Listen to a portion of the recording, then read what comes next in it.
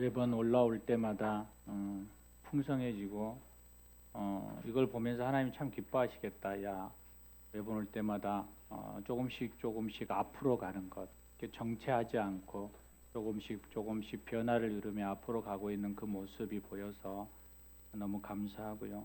또 함께하는 모든 샬롬 찬양대원들에게 또 감사의 마음을 전합니다.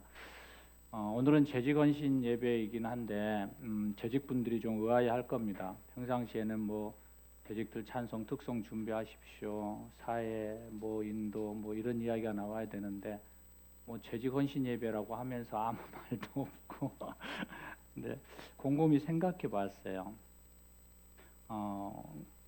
이것은 헌신 예배 전체를 좀 생각해 본 거죠. 헌신 예배라 해서 앞에 나와서 순서를 하고 이런다고 해서 헌신이라고 하나? 그냥 말씀 안에 나를 좀 더 비춰봐야 되지 않나? 주제가 여전대 헌신 예배면 여전대원들이 자신을 좀 돌아보며 하나님 앞에 좀 더 깊이 있게 내어놓는 그런 마음의 결단이 없이 그냥 형식만 갖추면 되나라는 생각들을 좀 하게 되었습니다. 우리 교회 재직들은 참 각자의 자리에서 열심히 주어진 사역을 잘 하고 있습니다. 그러기에 너무 감사하고요. 그러면서도 우리 안에 계속적으로 다시 한번 우리가 앞으로 이 찬양대가 올라가고 계속 앞으로 나아가듯이 매일매일 매 순간순간 더 하나님께로 더 가까이 나아가기 위해서 변화를 이루어가는 그러한 재직이 되기를 소망하는 마음으로 오늘 헌신 예배를 드립니다. 보통 교회들은 연초에 헌신 예배, 재직 헌신 예배를 드리는데 저희 교회는 좀 독특하잖아요. 교회가 좀 독특합니다. 교회가 독특한 게 아니라 제가 좀 독특한 것 같아요. 그래서 중반에 드려요. 왜냐하면 어차피 연초는 재직이니까 헌신할 거고 그러다 조금 느슨해질 때 이때쯤 한 번 더 여러분 재직으로서 한번 돌아보기를 원합니다라는 마음을 갖기 위해서 헌신 예배라는 그 타이틀을 좀 빌려오는 거죠. 우리가 그런 마음을 가지고 오늘 원래 본문이 1절부터 6절인데 재직 헌신 예배 때문에 늘려서 12절까지 간 거거든요. 그래서 오늘 함께 좀 이렇게 인사를 좀 했으면 좋겠습니다. 처음 생소할 거예요. 이 헬라어인데 티테디오스라는 거예요. 티테디오스. 우리 옆사람에게 이렇게 인사했으면 좋겠습니다. 샬롬. 티테디오스 형제님, 자매님. 티테디오스. 네, 조금 더 설명하겠습니다. 우리 함께 인사하겠습니다. 티테디오스 형제님, 티테디오스 자매님, 사랑합니다. 복합니다. 이러니까 내가 누군지 잘 모르잖아. 나는 형제니까 그냥 나를 위해서, 나는 자매니까 나를 위해, 여자를 위해서 옆에 사람의 이름을 좀 불러보겠습니다. 동일하게 티테디오스 우리 주영 목사님 이런 식으로 소명 청년님, 임현웅 집사님 이런 식으로 우리가 한번 좀 다시 한 번만 인사하겠습니다. 티테디오스 임현웅 집사님 우리 함께 인사하겠습니다.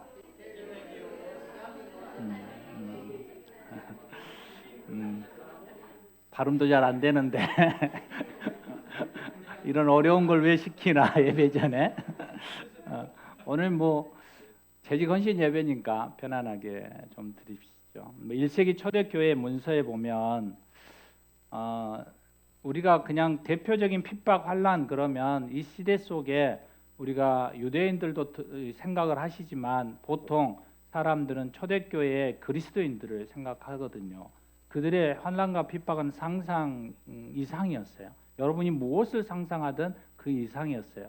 그러니까 그 시대에 카타콤이라는 그 지하 무덤, 길도 끝도 없는 그런 곳을 들어가고 그 시대에 불빛이 필요하니까 인간의 몸에 콜타르를 붙여서 그냥 가로등으로 그냥 햇불로 썼잖아요. 이건 우리 인간의 상상 이상이죠. 경기장에 그냥 풀어놓고 짐승의 밥이 되게 하고 불을 태우고 상상할 수 없는 그런 환난과 핍박을 받는 그 상황 속에 있는 그들에게 붙여진 이름이에요. 그게 별명이죠, 별명. 그들에게는 이 티테디오스라는 이 이름의 별칭이 너무 필요했어요. 바울을 부를 때 바울 사도 이렇게 부르는데 그 앞에 이것을 붙인 거예요. 티테디오스라는 이름을 별칭을 붙였어요. 그래서 티테디오스 바울, 요한의 기도 티테디오스 요한이라고 얘기하는 거죠. 이것이 그들에게 너무 위로가 되고 힘을 얻어요. 왜냐하면 이 티테데오스라는 것은 우리는 주님 안에 있습니다. 그러니까 지금 우리가 겪는 이 환난과 핍박은 우리의 근심과 염려에서부터 해방될 수 있습니다라는 거예요. 우리가 예수 안에 있으니까 우리가 근심하지 맙시다. 우리가 염려하지 맙시다. 우리가 다시 일어나 다시 믿음을 지키며 나아갑시다. 이렇게 얘기하는 거예요. 그래서 당신은 믿음으로 승리했습니다라고 그들에게 어찌 보면 이 세상의 면류관이죠. 그들의 별명을 통해서 별칭을 통해서 그들을 위로한 거예요. 그래서 이 티테디우스라는 이 명칭이 너무 좋은 거죠. 이 시대에는 지금의 북한을 향해서 저는 이 명칭을 주고 싶은 거죠. 지하교회 지금도 찬송을 부르고 싶지만 소리내서 부를 수 없고, 그래서 제가 아는 10년 전만 해도 지금은 어쩐지 잘 모르겠어요. 손톱에 피가 나요. 제가 봤으니까요. 그분을 만났으니까. 찬송을 부르고 싶은데 부를 수가 없으니까 바닥을 긁어요. 여러분 상상이나 돼요? 뭐 초대교회는 비교될 수 없지만 그러면서 하나님을 찬양하고 예배하는 거예요. 그분들에게 이 시간 우리는 티테도스라는 그 별칭을 붙여야 되지 않을까요? 쓰러지지 않고 낙심하지 않고 가는 거죠. 그들에게 있어서 그리스도인의 정체성이 뭐냐고 묻는다면 우리는 화려한 어떤 말들을 쓰지만 그러나 그들에게는 그냥 예수 그리스도 아니에요. 예수 그리스도 안에 다른 것이 필요 없어요. 그러니까 그들에게 뭐라고 해요? 예수에 미친 사람들, 그리스도인이라는 그 별칭이 그들에게 너무 좋은 거죠. 여러분 우리는 그냥 십자가를 목걸이로 달고 다니고 그냥 장식용으로 하면서 가지만 그리스도인이라고 하면 그래 그냥 나는 그리스도인 예수를 믿으니까라고 하지만 그리스도인이라는 얘기는 이 북한뿐만 아니라 이 초대교회 때는 생명을 걸고 하는 거잖아요. 중동은 거의 생명을 걸고 나아가잖아요. 지난주에 설명했던 그 두 분의 선교사의 죽음은 바로 제 동기의 부모예요. 그리고 처남이고요. 그들이 총살을 당하는 그것은 은퇴하고 거기에 가서 선교해 보려고 했는데 그냥 죽은 거예요. 여러분 우리 안에 생명을 두고 예수를 믿는 거거든요. 그것이 우리 안에 고백되어질 때 우리는 그리스도인이라고 티테디오스라는 그러한 이름으로 우리가 반응할 수 있는 것이죠. 그러므로 우리가 믿는 사람들이나 믿지 않는 사람들이 똑같이 어떤 문제에 직면하잖아요.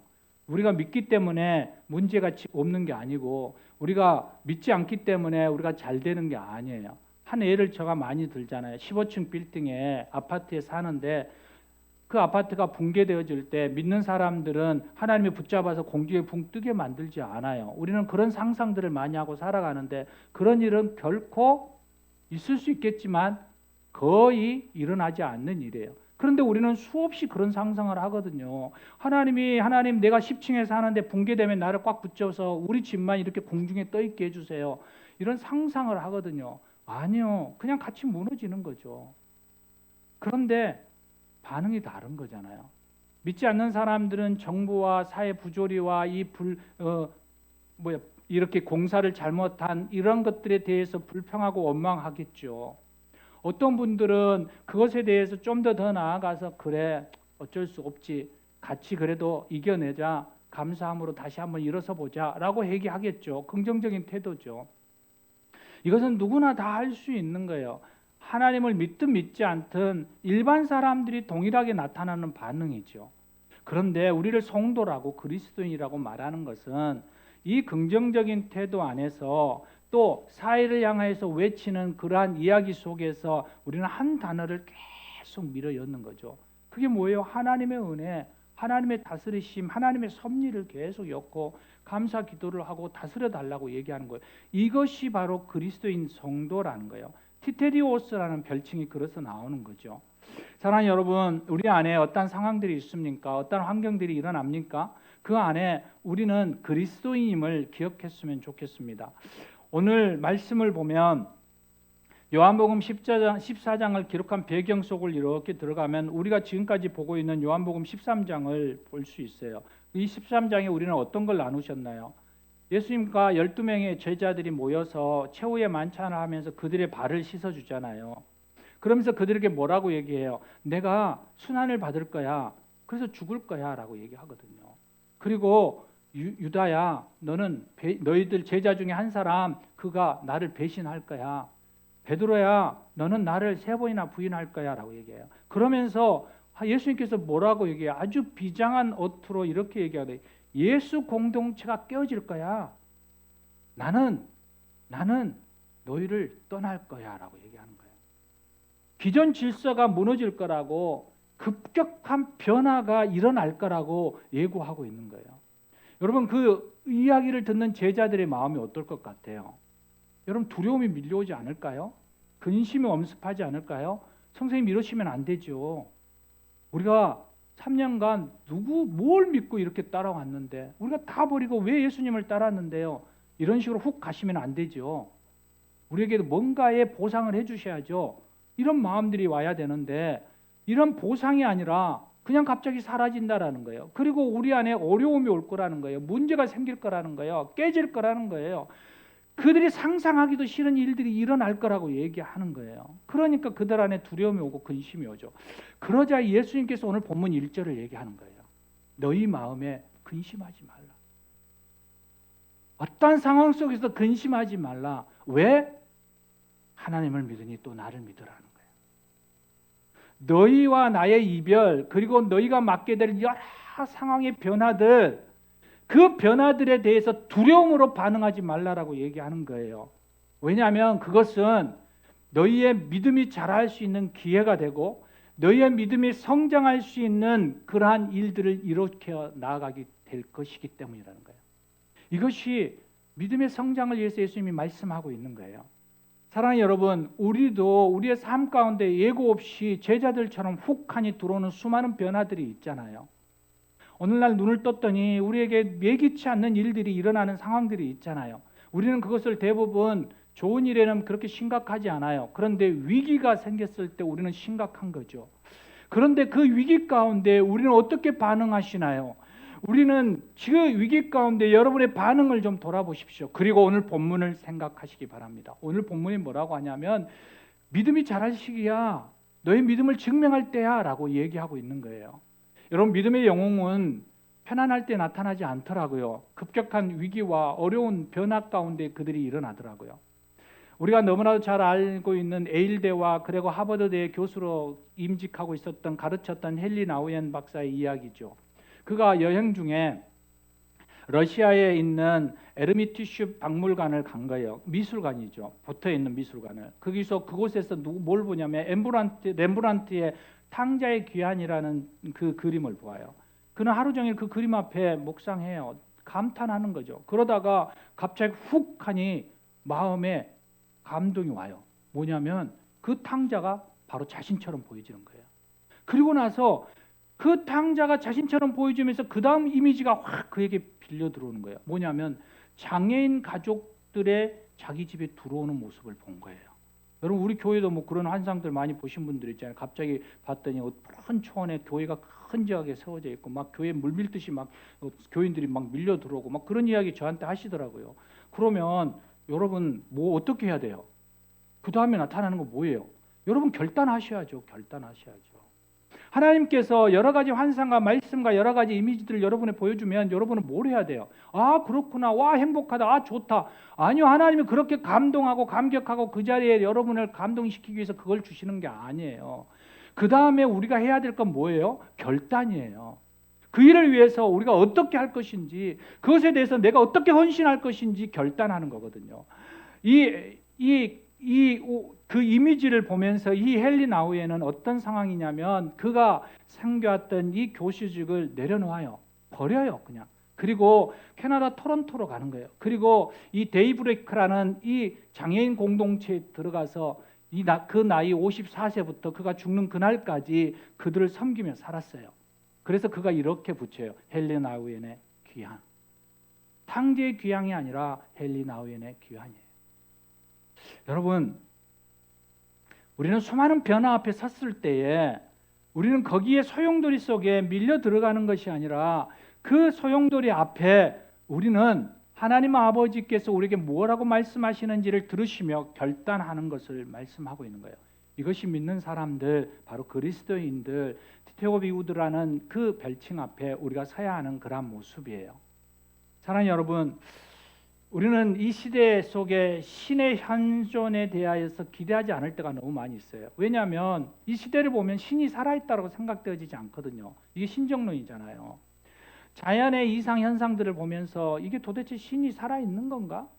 곳곳에 지금 전쟁과 여러 가지의 기근과 환경들을 보면서 인간의 파괴적인 이 무기의 위협 속에서 우리는 희망을 잃어가고 분열되어지고 아파하고 이러한 원망과 절망과 불행 가운데 서 있는 이 상황 속에서 과연 하나님은 있는가? 우리의 계속적인 질문이죠.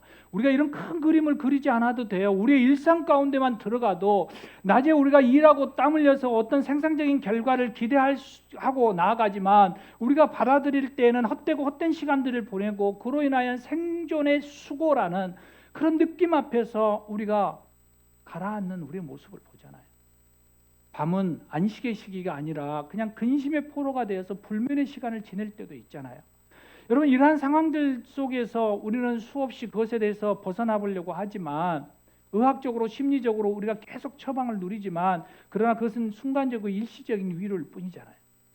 많은 사람들은 종교적인 명상과 철학적인 그러한 지혜들을 구하지만 이것은 그냥 피상적인 위로일 뿐이에요. 이때 예수님이 뭐라고 얘기하는 거예요? 예수 그리스도의 근심, 예수 그리스도로 인하여서 너희에게 나타나는 환난과 핍박, 이곳에서부터 너희는 해방된 자라고 얘기하는 거예요. 티레디우스, 너희는 그리스도인이라고 말하는 거예요. 왜? 믿음 있는 사람, 바로 하나님을 믿고 나를 믿기 때문이라고 얘기해요. 사랑하는 여러분, 이것이 첫 번째 예수님이 우리에게 주신 처방이에요. 바로 이 시대 속에서 우리가 티레디우스로 살아갈 수 있는 처방, 첫 번째가 믿음으로 살아가는 거예요. 믿음으로. 여러분, 믿음과 근심이 있잖아요. 우리의 마음을 100이라고 얘기했을 때 우리 안에 믿음을 50을 넣으면 그 다음에 뭐가 들어올까요? 50은 근심으로 채워져 있어요. 여러분, 우리 안에 믿음으로 100% 채우면 근심이 들어올 수 없어요. 항상 제가 얘기하는 거잖아요. 성령 충만은 성령으로 우리 안에 가득 채워질 때 우리는 사단이 들어올 수 없어요. 마귀를 예수의 이름으로 떠나갈지라 대적하는 것도 중요하지만 우리 안에 성령을 가득 채우는 것, 예수님으로 가득 채우는 것, 이것이 마귀를 대적하는 것보다 훨씬 더 중요해요. 우리가 이러한 삶을 살아야 하는 거예요. 믿음으로 가득 채우는 삶, 하나님을 믿으니 또 나를 믿으라, 이 믿음 앞에 반응하는 거예요. 두 번째 처방이 뭐였냐면 그 믿음의 삶을 살아가면서도 우리에게 찾아오는 딜레마 있잖아요. 계속적으로 이것을 벗어버리라고 해요. 우리가 그 실망과 근심과 걱정 안에서 아무리 믿습니다 외쳐도 믿습니다 하고 돌아서면 또 밀려오잖아요. 아무리 부르짖어 기도하고 믿습니다, 하나님 도와주세요, 하나님 이끄실 줄 믿습니다 그러고 가면 여전히 우리 안에 뭐가 밀려와요? 불안과 두려움들이 밀려오죠. 그러면서 그 속에서 어떻게 돼요? 하나님은 도대체 살아계십니까? 하나님은 도대체 어디 있습니까? 하나님이 왜 이 상황 속에서 침묵하십니까? 살아있다면 말 좀 해봐요. 살아있다면 뭐라고 좀 반응 좀 보여봐요 라고 얘기하잖아요. 그런데 여러분, 우리가 기대하는 이 세상뿐만 아니라 하나님의 정의에 어떤 물음표를 붙일지라도 하나님이 우리에게 말씀하는 궁극적인 해결책 두 번째는 바로 이 세상이 전부가 아니다라는 얘기예요. 다음 세상의 존재, 내세가 필요하다라고 얘기해요. 바울도 그의 생애 가운데 우리의 모델이잖아요. 최선을 다해서 힘들고 지친 사역 속에 그가 들어가잖아요. 그러면서도 그가 분명하게 왜 그 길을 걸어가는지 얘기하거든요. 디모데후서 4장 7절로 8절이에요. 나는 선한 싸움을 싸우고 나의 달려갈 길을 마치고 믿음을 지켰으니 그렇게 내가 믿음을 지키며 살아온 그것은 이제 후로는 나를 위하여 의의 면류관이 예비되었다는 거예요. 어디에요? 어디에 주의 나타나심을 사모하는 모든 자들이 가야 할 그곳, 바로 천국, 하나님의 나라, 하나님이 계신 그 소망. 여러분, 우리가 이것을 지켜나가는 것, 믿음을 지키며 하나님 앞에 티데우스라고 고백하며 살아가는 그 이유, 두 번째, 우리 안에 소망이 있기 때문에 그래요. 예수님께서 오늘 본문 2절과 3절에 그 얘기를 하시는 거거든요. 내가 아버지 집에 거할 곳이 많도다라는 거예요. 그렇지 않으면 너희에게 일렀으리라. 너희가 이 변화 앞에서 두려워하지 말고 근심하지 말고 믿음으로 가야 하는 그 이유가 내가 아버지의 집에 가서 너희의 거처를 만들고 너희를 위하여 그것을 예비하여 너희를 그곳에 데리고 와서 나와 만나기 위함이라고 얘기하고 있는 거예요. 여러분 두려우십니까? 여러분 염려되십니까? 근심에 사로잡혀 있습니까? 그러면 믿음에 설 뿐만 아니라 그 믿음을 견고하게 지키고 있는 아버지의 집, 바로 천국에 대한 소망을 키우십시오. 그 하나님의 나라에서 하나님이 우리에게 어떤 것을 준비하고 계시는지, 우리의 삶에 어떤 것을 우리에게 보상으로 주실 것을 말씀하고 계시는지 우리는 그것을 바라보며 나아가야 한다라는 거예요. 이것이 바로 하나님의 우리에게 주신 약속이에요. 요한계시록 21장, 바로 모든 눈물을 그 눈에서 닦아내시며 다시는 사망이 없고 애통하는 것이나 곡하는 것이나 아픈 것이 다시 있지 아니하니 처음 것이 지나갔습니다. 이 세상 것이 사라질 것이라는 거예요. 이 세상이 전부가 아니고 이 세상은 없어질 것이라고 얘기하는 거예요. 그러면서 어디로? 하나님의 나라, 그 영원한 아버지의 집, 그 영원한 가치, 그 죽음 건너편에 그 주님이 준비하고 예비하신 그곳을 바라보라고 얘기하는 거예요. 그리고 나서 제자들의 반응을 한번 보십시오. 5절에 토마가 얘기해요. 주님 어디로 가십니까? 우리는 알지 못해요. 알려주시지도 않았잖아요. 그런데 어찌 우리가 알겠어요? 도대체 어디 길요? 무엇을요? 어떤 곳이요? 뭘 준비했는데요? 그래야 6절에 주님이 말씀하셔요. 자기 선언이죠. 내가 길이요 진리요 생명이니 나로 말미암지 않고는 아버지께로 올 자가 없느니라. 바로 그 예수 그리스도 안에서의 삶, 그 주님을 믿는 자의 삶을 이야기하고 있습니다. 사랑하는 여러분, 오늘 우리 세 가지의 처방전을 좀 기억하셨으면 좋겠습니다. 믿음과 하나님의 나라의 소망과 그리고 예수 그리스도 안에서의 삶을 살아가기를 바랍니다. 그리고 재직들을 위하여서 그 다음 말씀을 준비했습니다. 사랑하는 여러분, 하나님 안에 가는 우리는 더 이상 두려움이나 근심에 쌓여서 마귀에게 틈을 내어주지 않아야 합니다. 모든 상황 속에서 만나는 위기와 변화와 순간은 바로 위대한 하나님의 꿈, 그것이 있기 때문에 우리는 감당할 수 있습니다. 사랑하는 재직, 또 사랑하는 본성교회 교우 여러분, 하나님이 여러분을 부를 때 닭으로 부른 게 아니라는 거예요. 여러분을 부를 때 하나님은 여러분을 독수리라는 존재로 불렀다라고 얘기해요. 혹시 됐으면 32장, 신명기 32장 한번 끊어주실래요? 제가 좀 PPT를 설교 중에는 잘 사용 안 하려고 그러거든요. 왜냐하면 저에게 집중해야 되는데 저리 가면 말씀이 막 흩어지더라고요. 예전에는 PPT 제가 정말 많이 사용했거든요. 그런데 여러분 한번 생각해 보십시오. 신명기 32장 9절로 12절인데 나눴구나. 우리 한번 읽을까요? 그러면 나눠졌으니까 함께 읽겠습니다.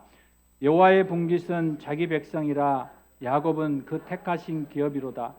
여호와께서 그를 항무지에서 짐승의 부르짖는 광야에서 만나시고 호위하시며 보호하시며 자기 눈동자같이 지키셨도다. 마치 독수리가 그 보금자리를 어지럽게 하며 그 새끼 위에 너풀거리며 그 날개를 펴서 새끼를 받으며 그 날개 위에 그것을 엎는 것 같이 여호와께서 홀로 그들을 인도하셨고 함께 다른 신 없었도다. 아멘. 여러분 9절을 보니까 여호와의 분깃은 자기 백성이라, 여호와의 백성이 가장 존귀한 백성이라는 거예요. 그러면 우리는 어떤 존재라는 거예요? 하나님의 존귀한 자녀라고 얘기해요. 하나님께서 우리를 보호해 주시겠대요. 하나님께서 지켜주시겠대요. 호의해 주시겠대요. 여러분 어떤가요? 마음이 너무 평안하잖아요. 하나님을 잘 모르고 하나님을 경험하지 못한 분들은 뭐야 이게? 뭘 보호해줘? 돈이 보호해주지. 뭘 지켜줘? 내 집이 지켜주지. 뭘 호의해줘? 내 남편이, 내 아내가 나를 호의해주지. 뭐 우린 생각들 하시겠죠. 하나님의 개념이 없으니까 그래요. 하나님을 경험해 보지 않았으니까요. 하나님이 어떤 분이신지 한 번도 느껴보시지도, 어떤 분이신지 우리가 그 하나님을 보지도 못했으니까요. 저에게 있는 하나님은 전능자 하나님이에요. 저에게 있어서 하나님은 사랑의 하나님이에요. 그래서 하나님이 이렇게 말해요. 태영아 보호해 줄게, 지켜줄게, 호의해 줄게. 그러면 저는 이곳이 너무 안정돼요. 편안해요. 그 어떤 상황 속에서도 내 안에 두려움이 없어져요. 여러분은 어떠신가요? 그러든지 말든지. 여러분 그 다음 넘어가겠습니다. 그런데 11절이에요. 그런데 그런 하나님께서 어떻게 반응하신지 한번 보실래요? 11절 띄워주실래요?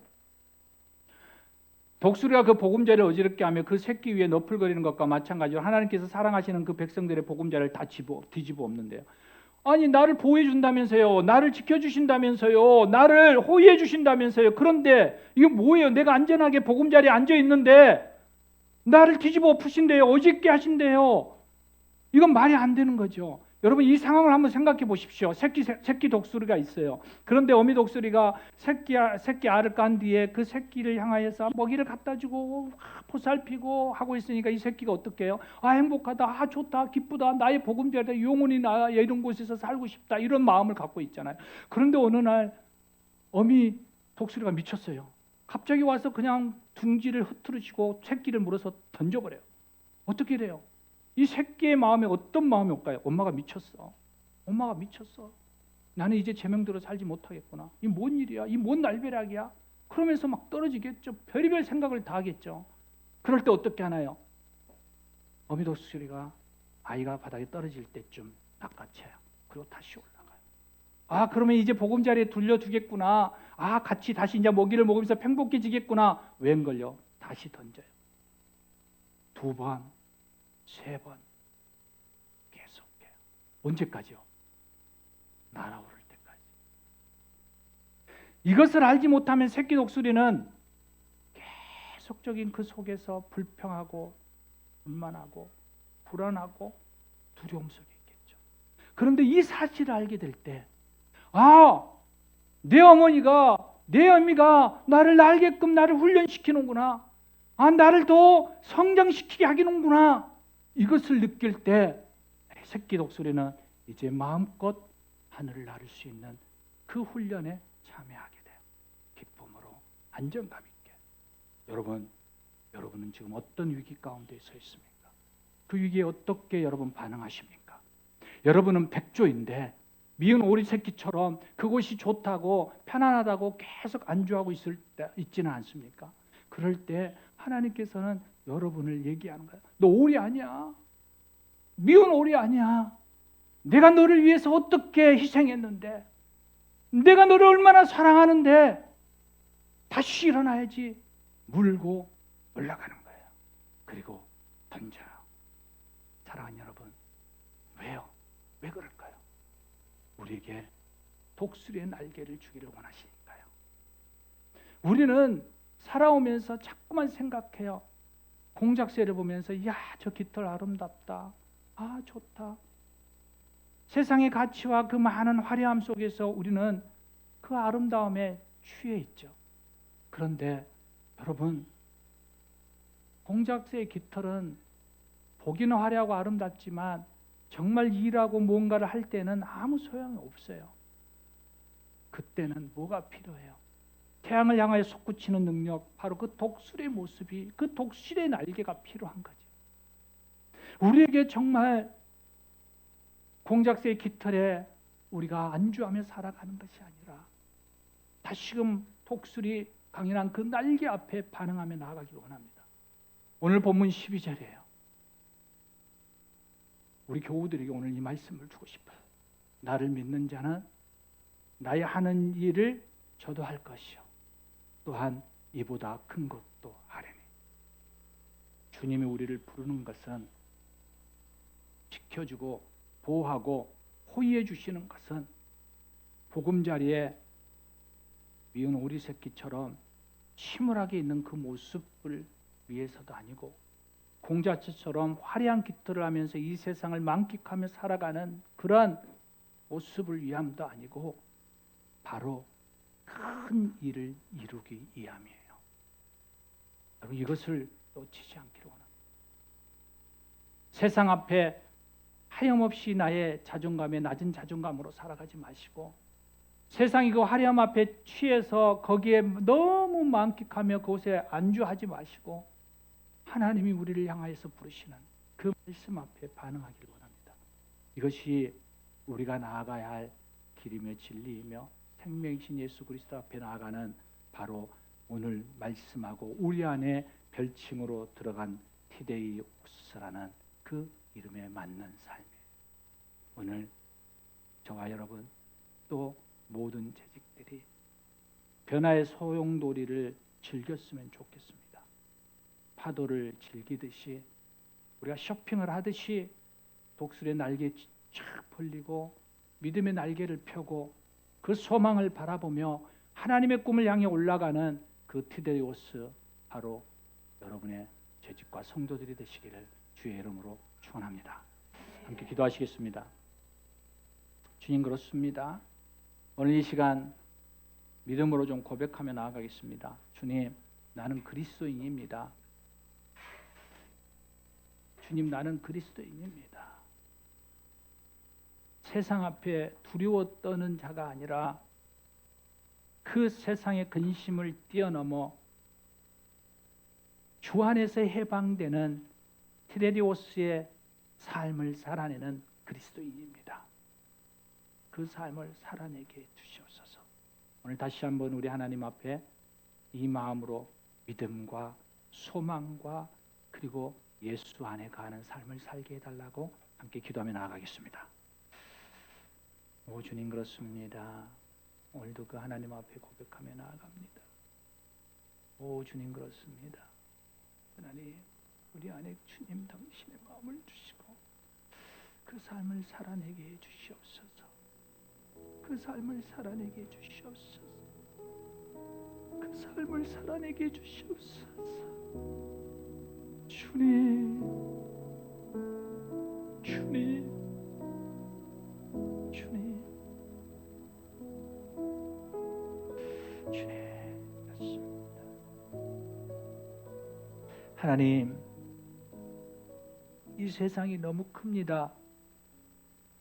골리앗 같은 이 세상 앞에 우리는 다윗처럼 왜소할 수밖에 없습니다. 그럼에도 주님은 우리를 크다고 위대하다고 나의 큰 일을 맡을 그러한 대단한 존재라고 말씀하시니 감사합니다. 하나님, 오늘 이 시간 주님 말씀 앞에 반응하며 나아갑니다. 믿음 위에 서게 하시고 하늘의 소망 가운데 나가게 하시고 예수 안에서 주님보다 더 큰 일을 하는 그러한 사역자로 서게 하여 주시옵소서. 우리 주 예수 그리스도 이름으로 기도합니다. 아멘, 아멘, 아멘. 우리 찬송가